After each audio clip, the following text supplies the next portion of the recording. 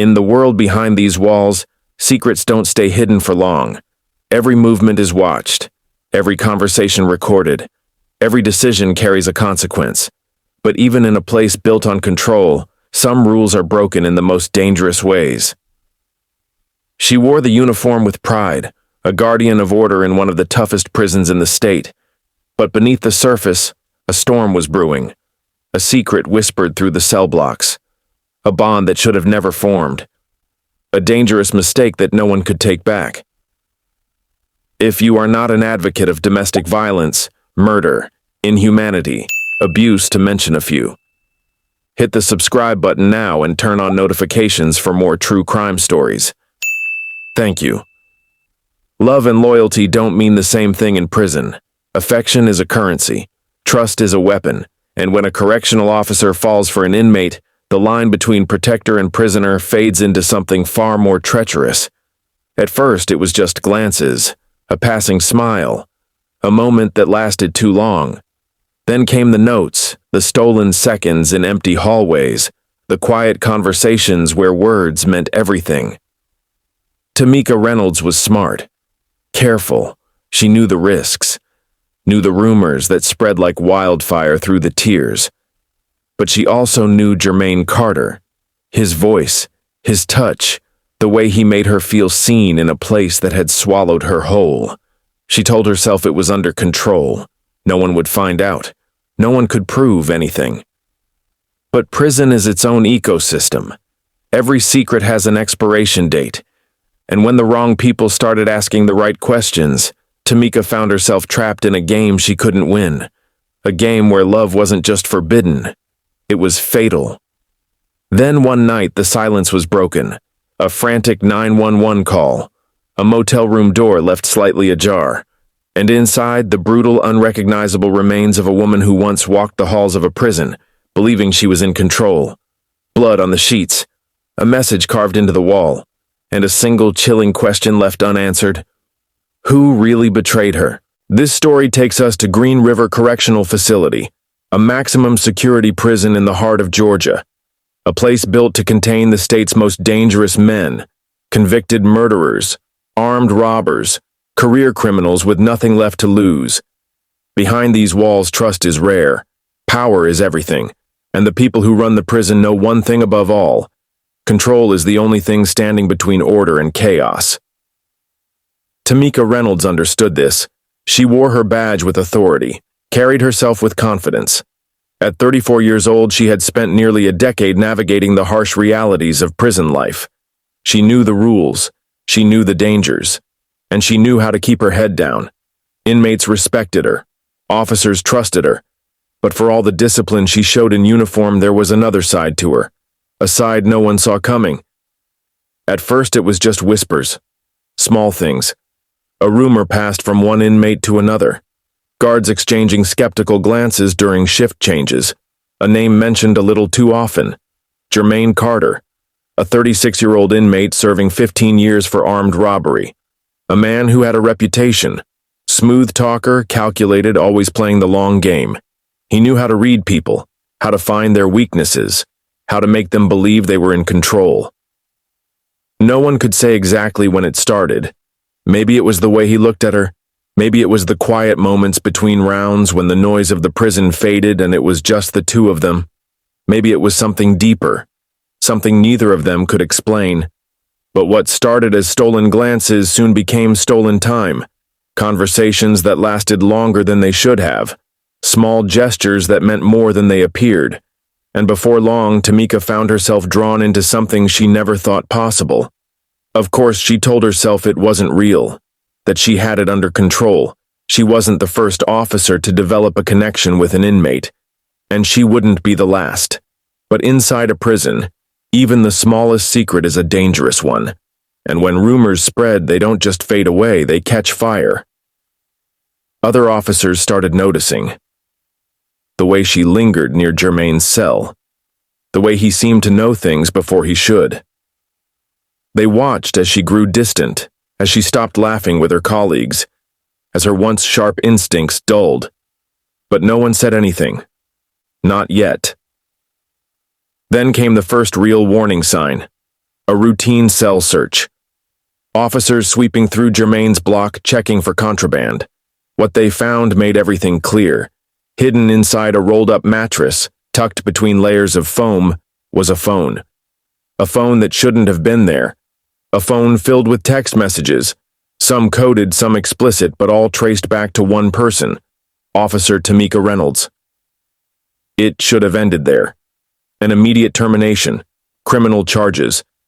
But instead, the prison administration hesitated. Tamika denied everything, said she had no idea how her name got caught up in this, and without hard proof, without direct evidence linking her to smuggling in the contraband, she kept her job. But the damage was done. The whispers turned into accusations. The accusations turned into threats. And somewhere in the background, in the shadows of the prison's forgotten corners, someone was already making a plan. Tamika had crossed a line, and in the world of prison politics, crossing a line isn't just dangerous, it's deadly. Whispers in prison are more dangerous than fists. They start in the shadows, traded in hushed voices between cell doors, passed along in glances and nods. At first, it was just suspicion. Guards noticed the way Tamika lingered near Germain's cell a little too long, the way their conversations never seemed rushed, how he looked at her, not with the usual resentment or indifference of an inmate toward an officer, but with something else. Something that didn't belong in a place like this. Then came the rumors. Inmates have their own kind of justice, their own system of power. They saw it before the guards did. Some laughed it off, another officer falling for the wrong man. Others saw an opportunity. Because in prison, love isn't just dangerous, it's a weakness, and weaknesses can be used. The first real piece of evidence came unexpectedly. A routine cell search, something officers did every few weeks to keep contraband in check. When they tore apart Germain's mattress, they found more than just extra clothes and hidden snacks. There, tucked deep within the foam lining, was a cell phone. That alone was bad enough. But it wasn't just any phone. It was full of text messages, some coded, some explicit, and all of them led back to one person, Officer Tamika Reynolds. The messages were careful but not careful enough. Conversations about meeting times, about how to avoid suspicion, about things no officer should ever be discussing with an inmate. Alongside the phone, they found something else. Handwritten notes, some in Tamika's handwriting, others in Germain's. Small, folded pieces of paper with phrases that made it clear this wasn't just some passing flirtation. This was something deeper, something real, and something dangerous. The evidence was undeniable, but prison politics are complicated. Officers knew they had to tread carefully. If they accused Tamika too soon, if they confronted her without a full case, she might deny everything and slip through the cracks. They needed more. So they watched. They listened. And the more they paid attention, the more they realized the extent of what was happening. Other inmates started talking. Some out of jealousy, others out of fear. Some saw Tamika as a traitor, someone who had chosen a prisoner over her own people. Others saw a chance to bargain, to trade information for favors. One inmate claimed he had seen them together after hours. Another swore he had overheard a conversation about smuggling contraband.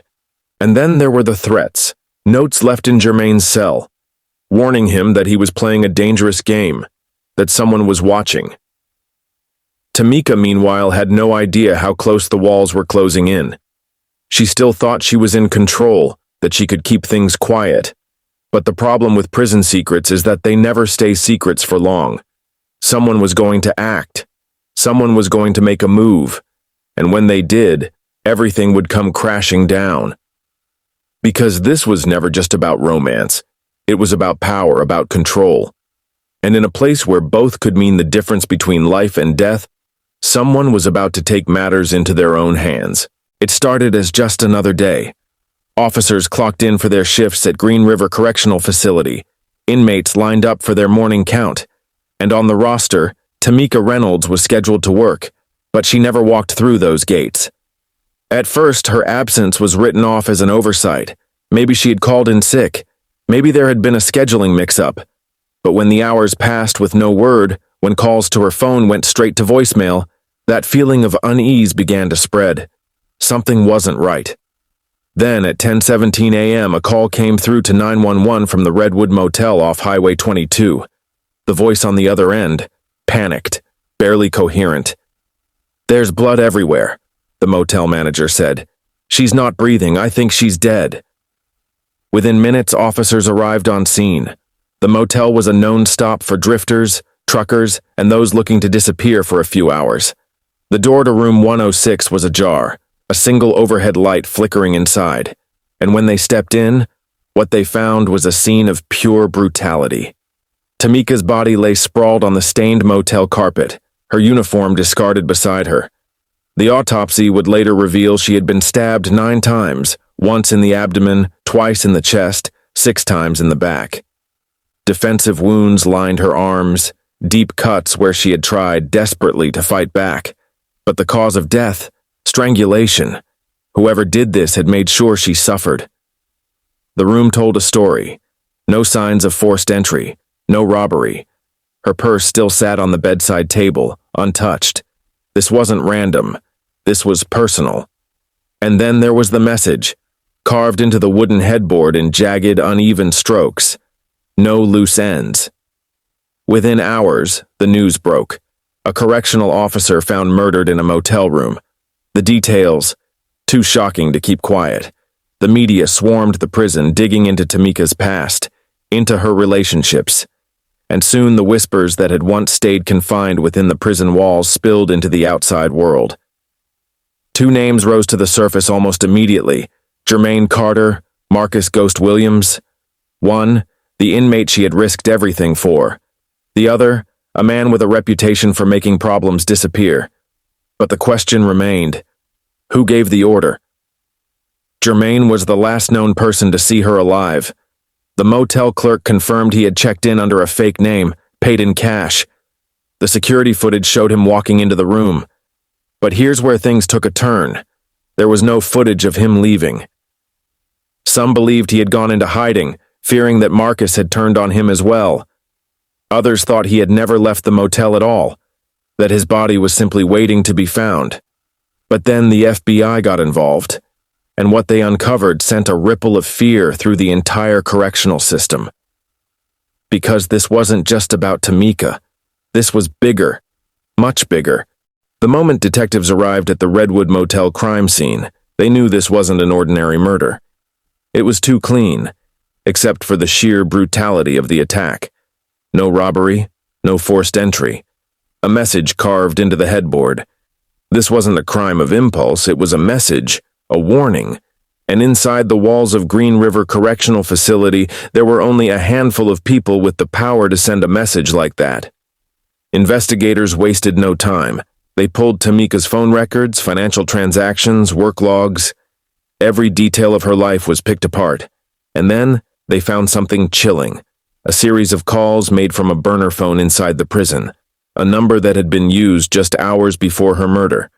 A number linked directly to Jermaine Carter. The connection was undeniable. Jermaine had been in contact with Tamika in the days leading up to her death. They had exchanged multiple calls, some lasting mere seconds. But that wasn't all. Another number, traced back to a different burner phone, pinged off the same tower. Marcus Ghost Williams. The pieces were falling into place. But to make an arrest, detectives needed more. Prison officials were reluctant to talk. The last thing they wanted was a scandal. One of their own officers involved in a relationship with an inmate, leading to her brutal murder. But as pressure mounted, cracks began to show. Inmates started talking. Whispers turned into statements. And then came the breakthrough. A former inmate, whose identity remained sealed for his protection, came forward with a chilling confession. He had been inside the prison when the order was given. He had heard the conversations, seen the power shift. According to him, Jermaine had been panicking ever since Tamika was placed under investigation. He had been convinced she was going to talk, that she'd cut a deal to save herself. And Marcus? He didn't take risks. He had built his name on eliminating threats before they became problems. The plan was set in motion fast. Jermaine lured Tamika to the motel. He was the bait, the one person she would trust enough to meet. But he never planned to protect her. The moment she stepped inside, she was already dead. The timeline was clear. Phone records confirmed Germain had made a final call minutes before the attack to Marcus. A single message. It's done. Less than an hour later, Marcus made another call to a contact on the outside. And just like that, Tamika Reynolds was gone. The arrests came swiftly. Germain Carter was pulled from his cell in the middle of the night. He didn't resist. He didn't even ask why. Marcus Williams? He smirked as they cuffed him, as if he had expected it all along. At trial, both men denied everything. Germain claimed he had loved Tamika, that he would never hurt her, but the evidence was overwhelming. Phone records, surveillance footage, testimony from inside the prison. The jury didn't take long to deliberate. Germain Carter was sentenced to life without the possibility of parole. Marcus Williams, already serving a 20-year sentence, had 30 more years added to his time. He would die behind bars. But justice came at a cost. Tamika Reynolds, a woman who had once sworn to uphold the law, had become a victim of the very system she had served. And in the end, she wasn't the first. And she wouldn't be the last. Tamika Reynolds thought she had control, that she was making choices on her own terms. But in the world of prison politics, control is an illusion. Love, trust, loyalty, none of it means the same thing behind bars. And when the lines blur, the consequences can be deadly. Some say Tamika was a victim of manipulation, of power games she never truly understood. Others argue she knew exactly what she was doing, that she played with fire and paid the ultimate price. But the truth may never be fully known.